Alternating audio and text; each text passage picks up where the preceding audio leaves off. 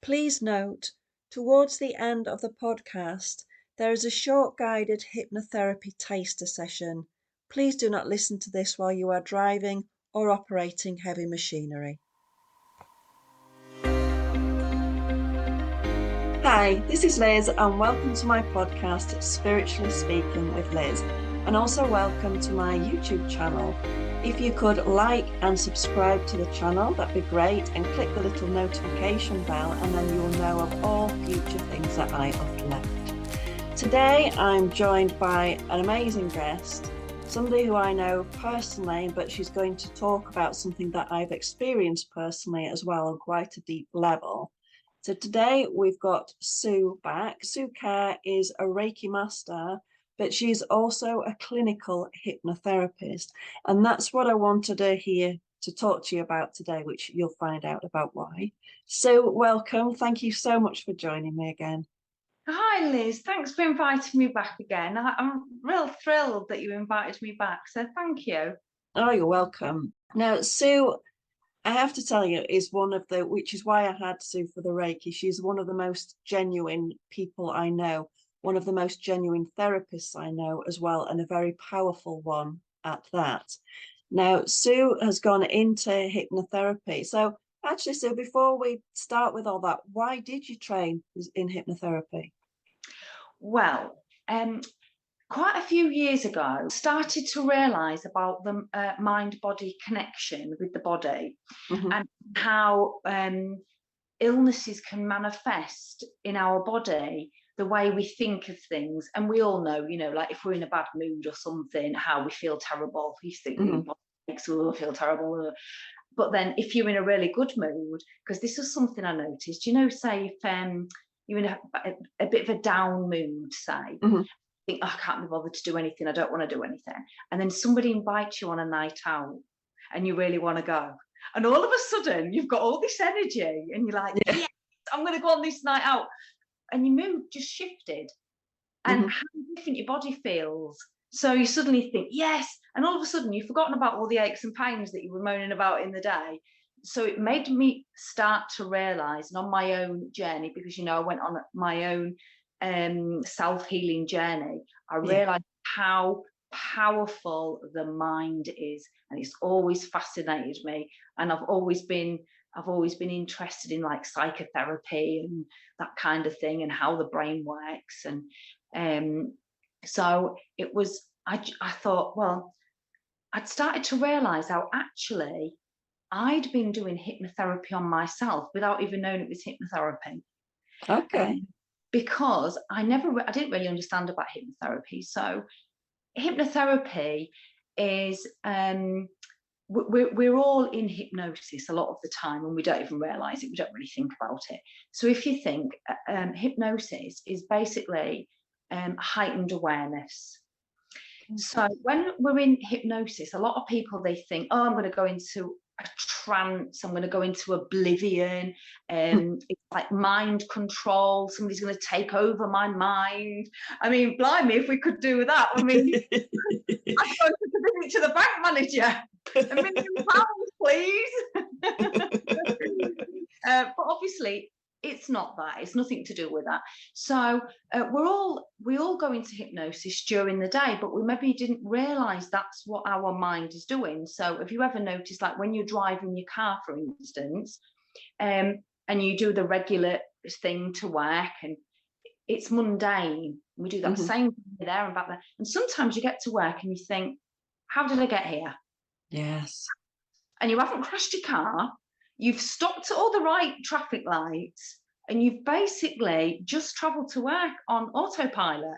Yeah. And basically that's because your body went into autopilot because it already knows what to do. And it's already, without you even thinking about it, it's already changing gear. You're already driving. You're already doing all these things, and you're already stopping at the lights. But yet you get to your destination completely safely, and you wasn't in oblivion. You just did it on autopilot. And it's the same as when, you can be watching TV and you kind of zone out, and you might be watching like a detective thing, and you say, I don't get the plot. Hang on, what's going on? but zoned out. Yes. You've literally zoned out. Your eyes are open, you're watching it, you might even be eating, but you have kind of like zoned out. And that is a form of hypnosis, because Oh, you've let wow. I never your thought about it mind, like that. yeah, because you've let your mind go to somewhere else. So Yeah. sometimes you're actually thinking about something else. Mm-hmm. And I know sometimes, the more therapy I've done and the more I do on healing, it's also a trauma response for a lot of people, is that they zone out. Mm-hmm. And basically, that's a form of hypnosis where you're just taking yourself out of a situation, or you're taking yourself out of a time, and that's a form of hypnosis. So all hypnosis is self-hypnosis. So when I do hypnotherapy, a client is fully alert, they're fully aware, they can hear everything. They've not gone to some oblivious place, although some people say they had a wonderful, they've never felt so relaxed in their life, Mm-hmm. because their body feels calmer, relaxed, because we carry tension in our bodies, don't we? So Yeah. during the hypnosis phase, we're allowing the body to relax, and we're giving suggestions of relaxing, although I do say hypnotherapy is not relaxotherapy. I don't want people to fall asleep. I want them to listen to me. Because sometimes I have had clients where they come on an evening, they work full time, and they're relaxed, and then they might start to nod off. But I watch them the whole time. They start to nod off.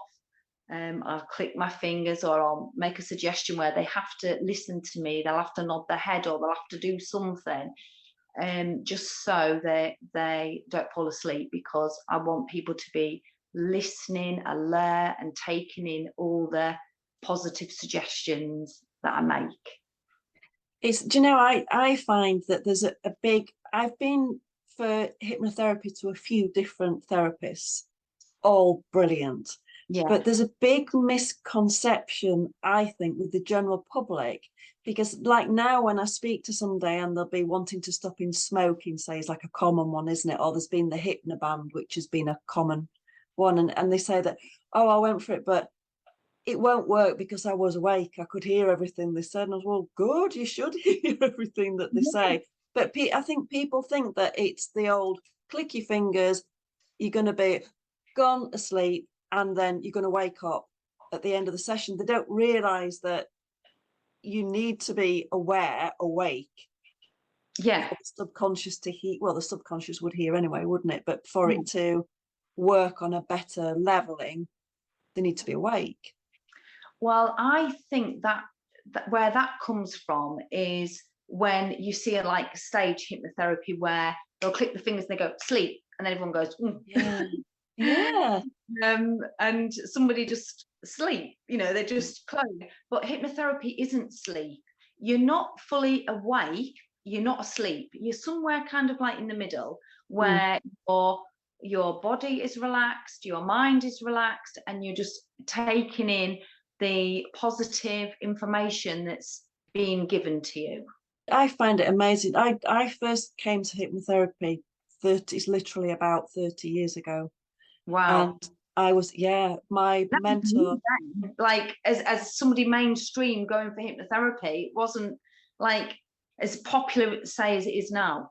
No, well, it was, I was working at the clinic, I was training another massage. I'd met Janet, who then became my mentor, and Janet introduced me through the clinic to a wonderful lady called Wendy, who did hypnotherapy. So I will go into this in a podcast at a later event about what happened to me, but it's not relevant at this point.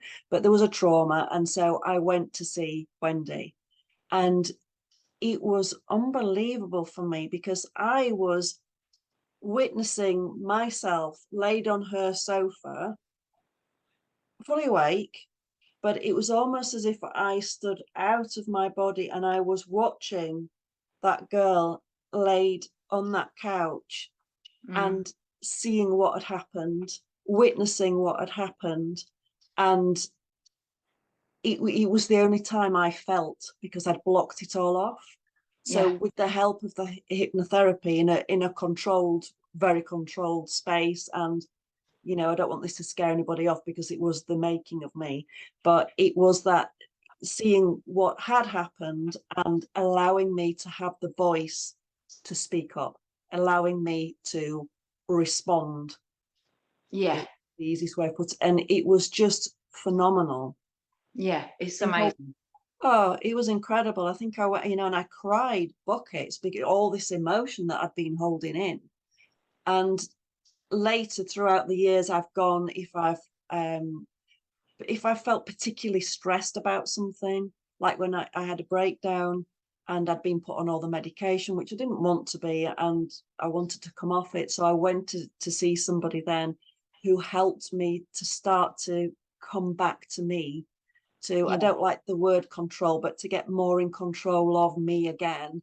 Yeah. And find who I am. And it's just an incredible therapy, I think. It really is. And I'm really pleased that it does seem to be becoming more mainstream, because it's been around a long time, hasn't it? Oh, a long time, long time. And it's changed a lot as well. And what I find is that a lot therapies of all therapists have their own way of working, and everybody works in their own way. It's sort of something like with everything, like reiki, reflexology, they're the things that I do. But you learn those things, and then you do your way, how you like to do things. And I like to do with my clients, I like to personalize everything, so it's really personal and bespoke to them. And that's how I think you get better results, because I know sometimes people will say, oh well, they've listened to somebody else's recording of something, but that's bespoke to them. It don't always work the same way. Not saying it doesn't work, it might work for somebody, but I like to make my therapies bespoke to that client. So no therapy has ever been the same, even if they've come for the same thing, because everyone's unique, everyone's got their own way, and some things that might work with one client might not work with another. And that's how it should be. Everything is meeting the person where they're at. We're not a one size fits all in that environment, are we, in our mental state? Because 3 people say who want to stop smoking, or 3 people who are struggling with sleep, they're going to have different experiences that are creating why they started smoking, why they don't want to stop, why they do want to stop. It's very, there's a lot of facets to the ball, isn't there? Yeah. And to get to the real reasons and causes is what, to me, makes the therapy work better. And that's what I think. No, totally agree. So for people who don't know anything about hypnotherapy, what can you just sort of, so we know what it is, that you explained a little bit what would happen in a session, but what type of things would people come to for hypnotherapy? So I've said about the smoking and maybe struggling sleeping and stress. What else could people come to hypnotherapy with? Well, it really is one of those therapies where literally you can come for anything. It's like never ending. So like I remember a lady who came, and in the beginning she said to me, oh, I just want to experience hypnotherapy because I want to relax. During the consultation, it was a very different story. So then this ended up being a much more complex therapy, and that was about trauma, childhood trauma. So then there was for childhood trauma and helping people to, I don't want someone to relive anything, because I don't think you've already gone through that trauma once. I don't want you to go through that trauma again.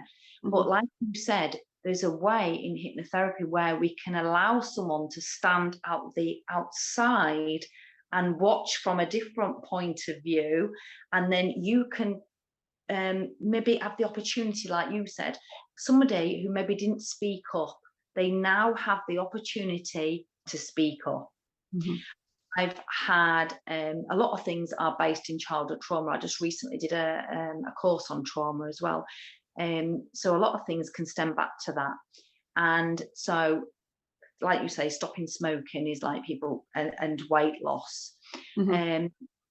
But a lot of my things have been more complex than that. I've had somebody who, it wasn't for weight loss, it was an eating problem where they just didn't know when to sort of stop eating. They didn't really have that thing, well, I need to stop eating at this point.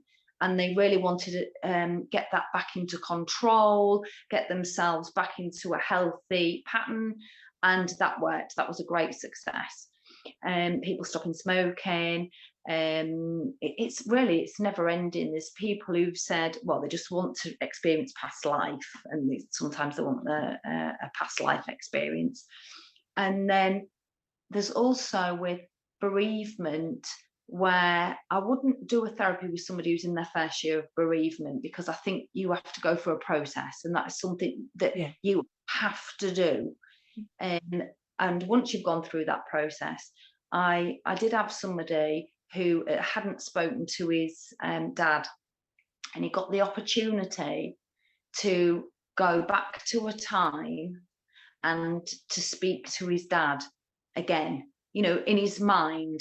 So that made him, it released a lot of trauma, tension from his body, because you used his mind, he's under hypnosis, and he could go back to that time.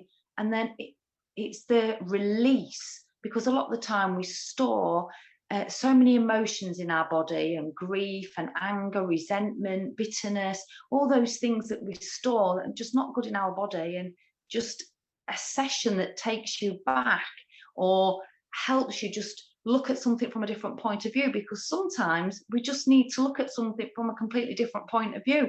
And the amount of times people say, I can't believe I've let that thing bother me all these years, and now it's gone. I think one of the ones that I know I seem like really excitable and things, but I just get so passionate about it's things. lovely. And I had a lady who had a condition called ARFIDs, and she didn't know she had a condition called ARFIDs. She was telling me all her problem, and she'd been told that she had some form of anorexia. And then I did lots of research into it, and I found out it was a condition called ARFIDs, which is basically classed as an eating disorder. But it's where you can't eat certain foods, and a lot of the time through fear. So it often stems from childhood trauma. And they literally, it's not being a picky eater, because some people say, oh, they're just a picky eater. They are literally, they're not a picky eater. They literally have a fear that they can't put a certain thing in their mouth, like, a tomato or a cucumber. They literally can't. So they go all through adulthood, and then they get to a point where they're not enjoying life, can't go out for meals, because basically some people, all they can manage to eat is chicken nuggets, chips and burgers, pizza. They're safe childhood food. Anyway, this lady came to me for a treatment, and after the treatment, she was eating fruit that she'd never eaten before. Wow. And it was such a fantastic moment for us both. And the next week she came back for a second treatment. Now, I said to her from the start, this might be 3 or 4 treatments, but I just want you to pay for the 2 treatments so that you're committed to come in, and then we'll see. After the second treatment, she did so amazing. She didn't need any more treatments. That was it. She was eating the fruit, the vegetables, all the things that she'd had this fear of eating. And that is the power of hypnotherapy. So this lady has gone through all her adult life. She was 50, gone through all her adult life of not being able to eat certain things because of this fear was so overwhelming. And basically, I totally got rid of that fear, and eating. And I kept in contact with her afterwards because I like to check up on my clients. How's it going? How are you? And then she sent me some photographs, and I said, great, send me all the photographs of all the lovely food you're trying. Can't believe I'm trying this. I can't believe I've had this. I can't. And, you know, super excited. And I think that's how fantastic hypnotherapy is. You know, so when you hear people saying, oh, it doesn't work, and, or, you know, it's this or it's that, they maybe haven't experienced it from themselves, or they don't know somebody who's had a good experience. Because somebody said to me, oh, a friend of mine, they went for hypnotherapy for no smoking. It doesn't work, because as soon as they went outside, they lit up a cigarette. So I said, well, they clearly didn't want to stop. Yeah. Hypnotherapy, and I say this to all my clients who, I had a client this morning for stopping smoking, and I already make sure before they come that it's something they are committed to do. They are committed to do the no smoking. And I have them, like, they come like a week or two after the consultation, so they're already getting into their mind that on that date, that will be the last cigarette they smoke. And so you work with the client to help them stop smoking. So if somebody just went and they lit up a cigarette, that isn't really the hypnotherapist, it's a lot them too, because you have to be willing to. It's not a magic wand. That's what I always say to people. This is not a magic wand. I'm not going to wave a wand and you are just going to be a non-smoker. The same with people who want weight loss. And then I say, it's not a magic wand. You're not going to come in a size 20 and a week later be a size 10. You know, because we all want that, don't we? We want an instant fix. Yes. But work with the mind, the reprogramming of the mind, basically. I think that's so interesting. I mean, first of all, let's address the lady with the eating. That is life-changing. Life-changing. That has really changed her life. So now she can go out and eat. Now she's not building up that fear of, well, I can't go here, or what if. That is just astounding.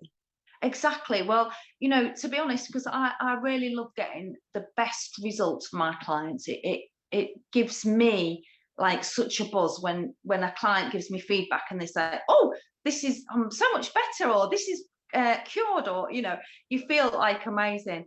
And that was an evening appointment, and I was working at the salon, and it was an evening appointment, and I walked home. On my way home, I literally felt like I flew, because I felt so happy for that client that there they were, sat with me in the room, and, you know, they couldn't eat a tomato, so they ate a tomato, you know, and it was like, and their plan was they wanted to go on a cruise.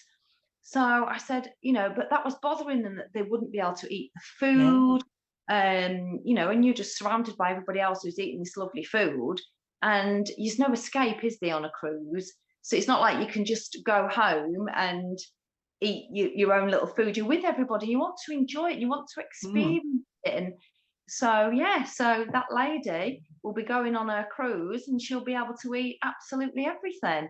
That's just wonderful. Yeah.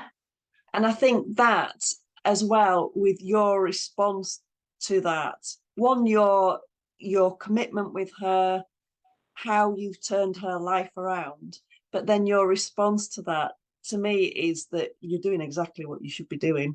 Yeah, I feel like that. I do feel like, yeah, you must do. You must do. When there's like such a powerful thing where it's instant, where somebody instantly is eating food, that's such a good feeling. It's such a good feeling for me, such a good feeling for them. And like you say, life-changing. And there's so many things that are completely life-changing with hypnotherapy. And there's literally no end to it. You could literally do a therapy on almost anything that anybody is struggling with. And then going back to what you said before, I've experienced this through other people. Like I was saying, oh, I went for smoking, it didn't work. People want you to fix them, but they don't want to put the effort in. Yeah. Or, I mean, there's no effort with hypnotherapy, the session afterwards, but deep down it will be like the smoking. Maybe the doctor said you have to stop smoking, or their partner said you must stop smoking. The children said you're upsetting me with your smoking. So they're not coming to it from I want to stop smoking. They're coming from it from I am being told I have to. And then so you're against that rebellion then, aren't you? Like with the eating. Yeah. Well, Huge. I'm a little bit, sometimes I can be a little bit rebellious with myself. So years and years ago, it's why, like with the smoking cessation, I was a smoker. So I can understand exactly what it feels like to be a smoker. I can totally understand it because I've been there. And you pull these excuses. And I remember when I first got ill and my consultant said to me, well, you know, obviously you're not a smoker. And I said, oh, actually I am. And he said, that's the worst thing you can do is smoke. You've got to stop smoking. That made me smoke twice as many. Yeah. Something inside me was like, well, I don't want to stop. It was like, I don't want. Dare you? And I don't want to be forced into doing something I don't want to, kind of thing, which is absolutely crazy. But then, you know, then I did get my head around it. And it's all to do with your training your brain and your mind. And it amazes me how many times I have trained my own brain without realizing it was a form of hypnotherapy, like so many times. And you know, obviously years ago there wasn't the internet, and even from a teenager. And this is what fascinated me to make me want to go into it, because I didn't even know I was doing that. And it was, I remember reading about Coca-Cola had, I was 15, and you know, you start to get weight conscious, and I read that Coca-Cola had 15 spoonfuls of sugar. And I thought, oh my God, 15 spoonfuls of sugar. And back in the day, if you ate sugar, you were going to be fat, where they changed the thinking, don't they? So thinking, oh my God, I don't want to be fat. So I'm not going to drink the Coca-Cola, but I liked it. So then I just started saying, oh no, I don't like Coca-Cola. And then I used to say, oh, Coca-Cola makes me feel sick. And I said it that many times that Coca-Cola did make me feel sick and I didn't like it. So that fascinated me when I got older, that when I was sort of like the power of the mind and what we tell the mind, and how amazing that is, that we can change anything really. Sometimes we need a little bit of help from a hypnotherapist to help get our mind on track to something where we want to be thinking in a different way. Yeah, I agree with that. I think we need people like you guys with the big things that would, like the smoking, the weight loss, the phobias, like this lady that you've been talking about with the eating disorder.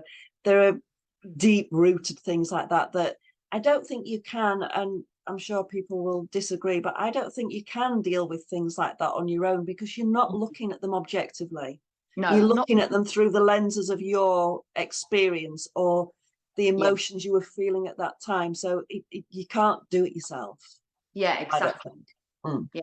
So deep rooted things, you need a therapist, and you need a therapist who's had some experience, because you're quite right to say that we look at something from our own point of view and our own experience, but a therapist can see it from another point of view and help direct you to see something from a different point of view, or to help you move forward from something you're maybe stuck on. So, but it just amazes me that how hypnotherapy can work, and how in a therapeutic setting that the things that it can do to really get to the root of a problem, resolve problems. And it's just so good when you see a client leave and something they've held on to for years and years is just gone.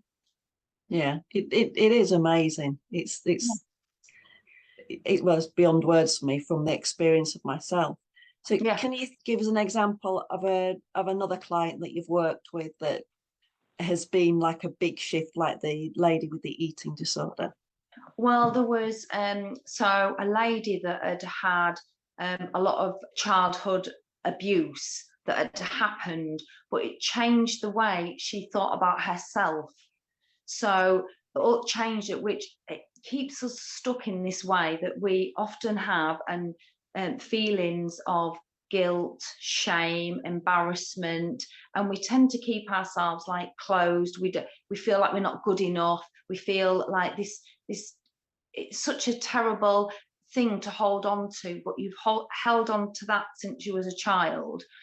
And this lady, she came and she had therapy, and I was doing confidence boosting and this and this and this, and very quickly her life completely shifted because she'd got the confidence to move forward. She'd let go of all these feelings from the past, completely changed her life, changed her job, changed everything, and it really did move her forward. Moved her forward in such a massive way that, you know, you think all these things, you know, when you don't realize it's been holding you back. And that, I just thought, she said to me, oh, I can't believe this has held me back for 30 years. And now I've let go of it. I feel like I've just let go of these heavy sacks that I've been carrying around all this time. And like, it's this feeling of, well, I'm free. And it's like, what a relief.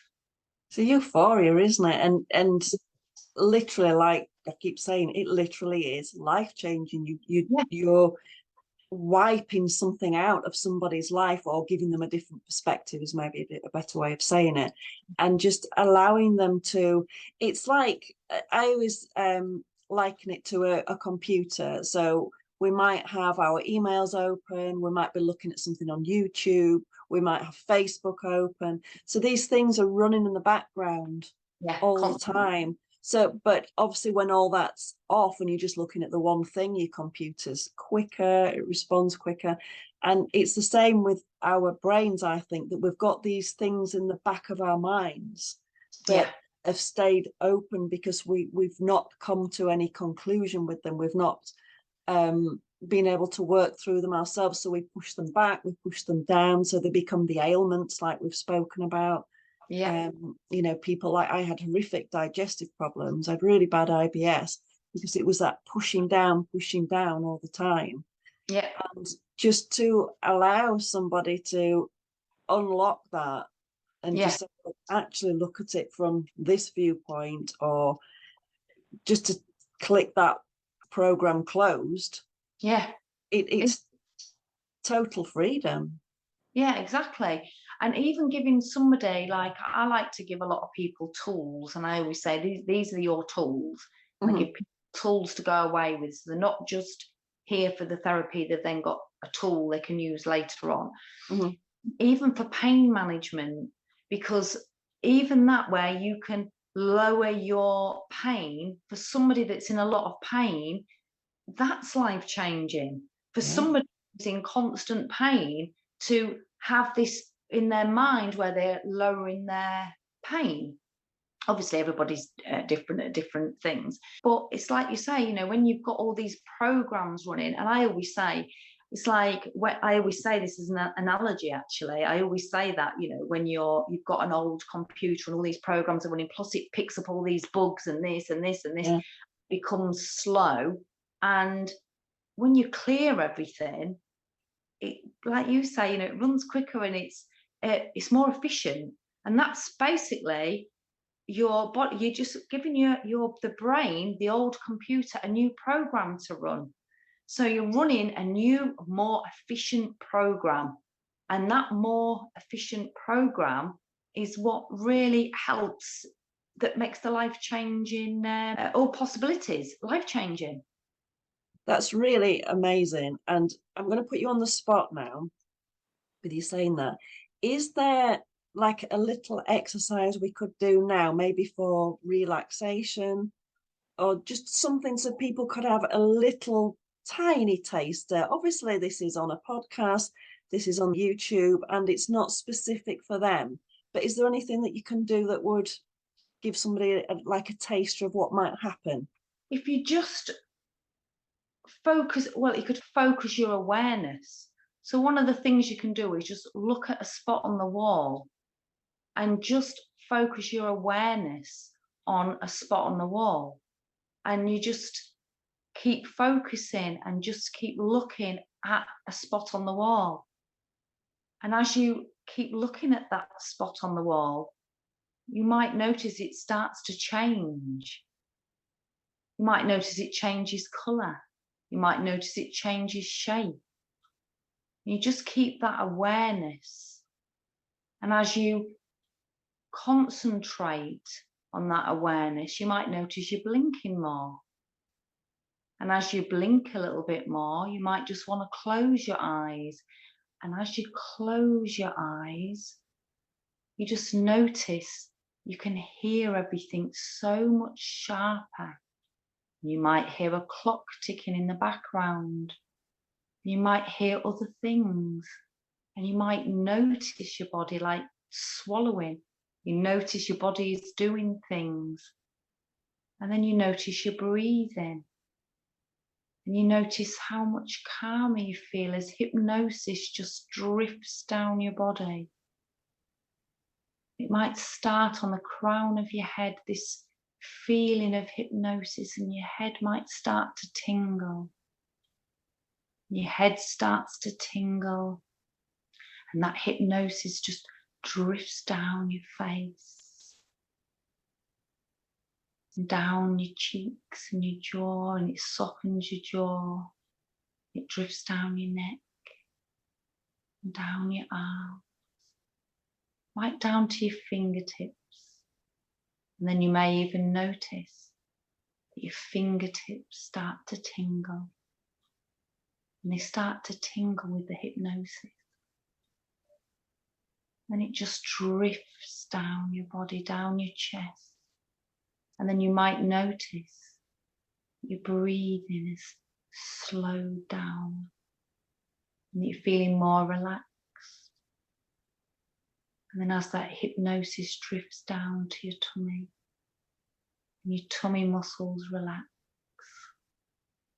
and then that hypnosis might drift down to your thighs and to your knees.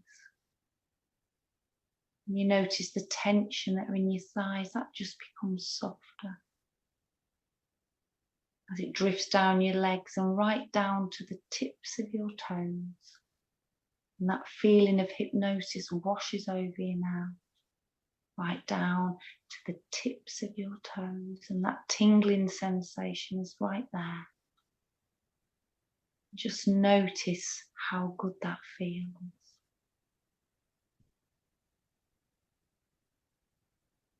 And just notice your body and notice your awareness. And just let your body go till you go even deeper. And just relax even deeper.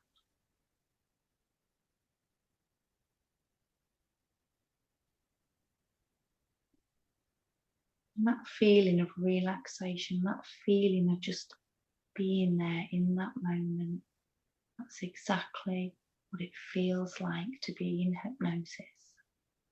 That wonderful sensation where you can still hear my voice. You can still be aware of all what's going on around you. And if we had a longer time, we'd go even deeper, but we're not doing that today. So you can just open your eyes and come back to awareness. And as you come back to awareness, wide awake, it's just that feeling that as you start to go in, obviously we haven't got very long, and I don't know how long you wanted me to go, but that beginning feeling, sometimes people haven't even felt that sensation of just letting the body, just this tingling sensation, just drift through the body. I'm not here now. Oh wow, that was amazing. I love that. Thank you for sharing that. That was just perfect. You can just feel everything just stops, doesn't it? And you just like. And obviously, if you're in a session that goes on for a little bit longer, and you go deeper, and like I said, I want you to be so relaxed where you nod off. I like you to be just at that point where your consciousness is just shifted a little bit, so you can still hear, but you're not asleep, but you're just, it's like you just take a little step to the side. That was perfect, and a really lovely introduction to anybody who has never tried it, has been inquisitive about trying it. I think that's just the perfect taster for them, and I think that's the perfect way for us to finish. Perfect. Because my mind's gone now. I'm just Oh, Sue, thank you so much for joining me. As always, an absolute pleasure. If you want to contact Sue, I'll put all the details in the show notes. And remember, by the power of Zoom, you can be in touch with her from anywhere in the world, which is perfect. So if you feel that she works for you, then just look at her details below and we can get you in touch with her. Sue, thank you so much for joining me. Thank you, everybody, for joining us and listening to us. Don't forget to subscribe to the podcast and to the YouTube channel, and I'll be back again soon. Thank you. Bye.